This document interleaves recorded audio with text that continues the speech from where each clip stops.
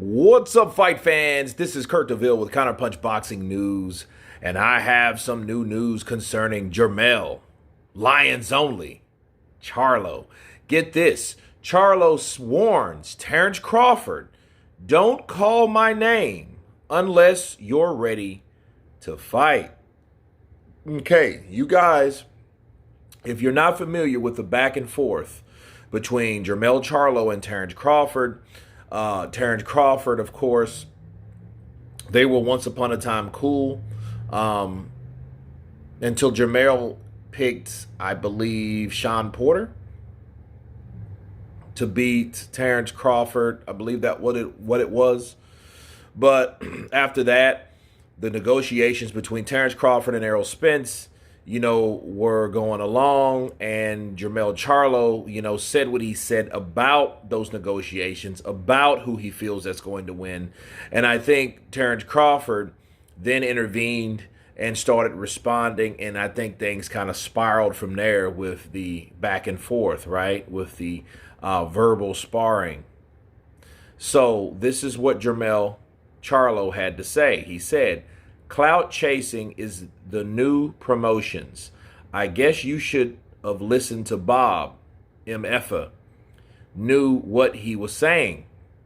At Terence Crawford, you had a chance to make history for your family.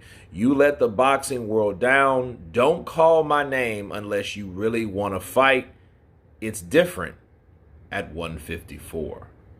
Let me counterpunch.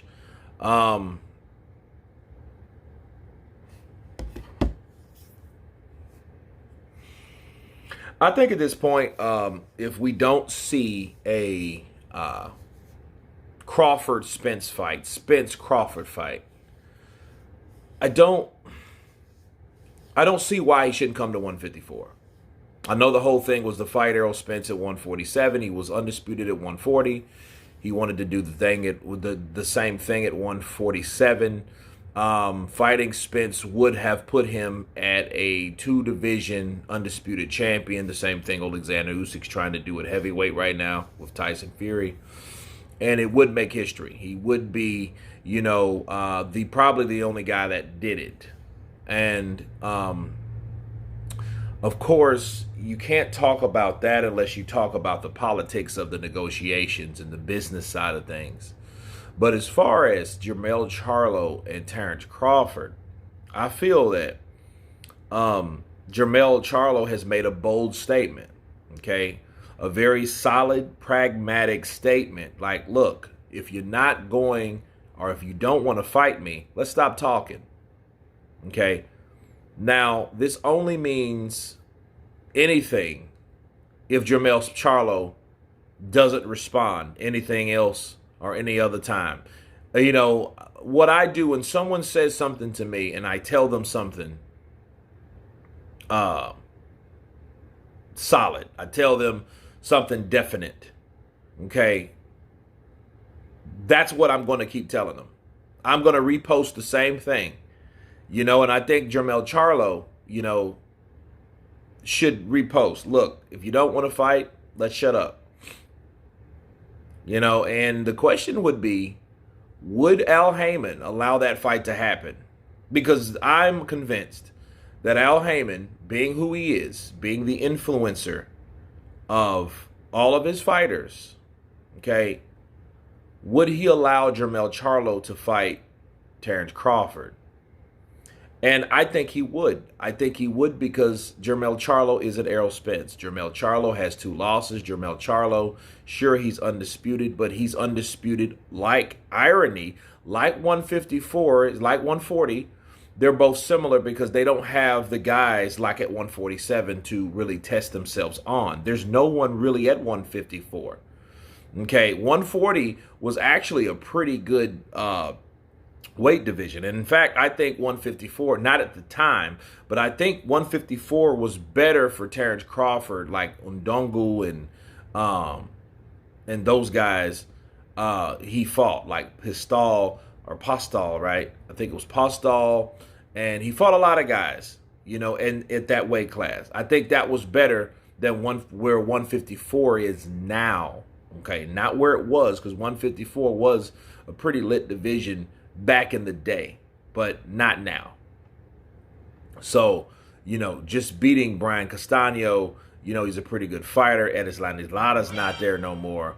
Of course, there was with, Canelo Alvarez, Dimitri Andrade, the bigger lion, Jermell was there. It was a lot of people that was there. Jaime Munguia, you name it. It had a long line of good potential fighters at that particular division.